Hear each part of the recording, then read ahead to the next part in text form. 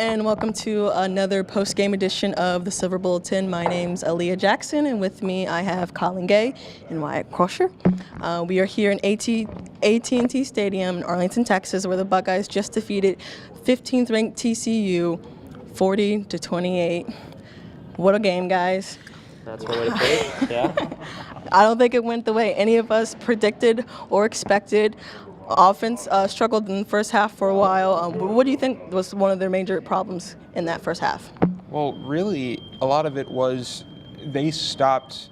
It was Austin Mack. It was a lot of self-inflicting offensive struggles. You saw Austin Mack after the first drive of the game. You saw two throws by Haskins to Austin Mack, 64 yards, and then an end zone slant dropped out of his hands. Kind of set the tone for the rest of the day for Austin Mack. Had 4 drops on the day, which is something you really don't see out of the receiver. He's usually pretty sure-handed in that position. That's really why Dwayne Haskins really liked him, but really one of the things that Haskins said was he continued to try and get him integrated into the offense and used him pretty well. Was one of the he had 87 or 84 yards passing or receiving, second leading receiver in that way. So Haskins continued to target him, had 4 drops. That's going to be something that needs to be fixed later on. But it really does seem to show that Haskins and Mack do have that really close relationship, that really close bond. Yeah, as much as Ohio State really like shot itself in the foot on offense, TCU's defense really came out to play. Gary Patterson really just showed up with his defensive strategy, came out fast. Haskins hadn't faced that much pressure at all against Rutgers or Oregon State, and he really struggled for a little bit during that. He only completed about half his passes for a lot of that game. He really started picking it up at the end, but there's a lot of TCU's really strong defense coming in that first half and really making it hard for him. Oh, definitely. I think TCU's defensive backs, they played phenomenal all game. They were all over the receiving core the whole game. It was really surprising to see Austin Mack drop those 4 passes, especially coming from such a veteran group. You would expect them to be more reliable, more consistent. On the defensive side of the ball, what did you see that you like in this matchup, and what do you think they need to work on going forward? I mean, again, the defensive line has just been dominant all year. Nick Bosa, before he left the game with the injury, made that huge strip sack play, got Ohio State a touchdown. Draymond Jones with the interception for a touchdown. This defensive line just continues to impress every single game. Behind them, there were some issues, the 93-yard run being the main one. The defensive backs didn't look all that strong against Sean Robinson. He made a lot of big plays. So there's still stuff to work on, absolutely, but once again, the defensive line just continues to impress. Yeah, one of the things I talked to Robert Landers was facing a mobile quarterback and see if there was anything that they could be taken from. He said that the defensive line really did a good job against Sean Robinson and kind of containing him. He only had 8 rushes for 7 total yards. They really contained Sean Robinson outside the pocket, getting to him as TCU hadn't allowed a sack heading into this game.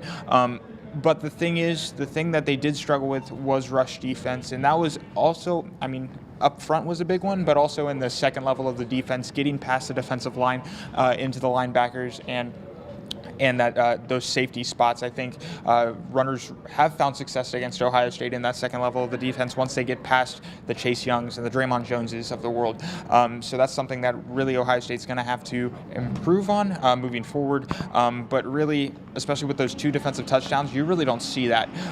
And on other teams around the country, you only see that in elite teams. And I really do think that Ohio State proved that they have the potential to be elite, even though there were moments where they did not look elite, on the defensive line especially. Yes, that defensive line is one to write home about. The defensive backs, linebackers, they have to play better going forward, especially if they want to play against a higher elite competition like TCU.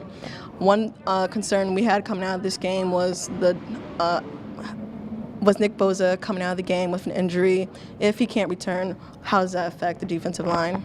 Well, obviously, Nick Bosa, he's the best defensive player in the country, arguably, and immediately as soon as he got out of the game, you saw a difference. Ohio State gave up a touchdown, I believe, right after. But the defense really picked it up from there.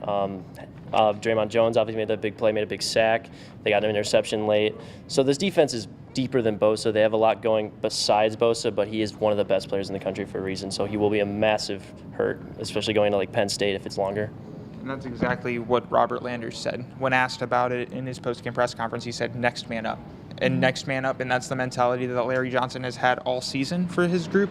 And that's something that even Nick Bosa believes in. And that's something that this group is defined by. They're not defined by Nick Bosa. It's not Nick Bosa and everyone else. It's Nick Bosa, Draymond Jones, Robert Landers, Chase Young. It's all these guys, Jonathan Cooper. These guys have made an impact, every single one of them, and they've thrived on rotation, and they needed that tonight against a very, very high-tempo offense in TCU, and really, they showed what they could do without Nick Bosa, and I think especially going into a game against Tulane, so maybe not as tough as an opponent as TCU was this week. I really do think that even if they need to rest Nick Bosa here this next week, with the rotation that is set, with the amount of talent that they have on the line, at least for now, this defensive line will be fine. Next man up is definitely the mentality of this Buckeye squad. We saw Coach Day come into that head coaching role and Meyer's absent, and that next man up mentality. Meyer returns this week, coaching his first game against Tulane. They take on Tulane at Ohio Stadium on 3:30 on Saturday. Thanks again for watching another post-game edition of Silver Bulletin, and we'll see you next time.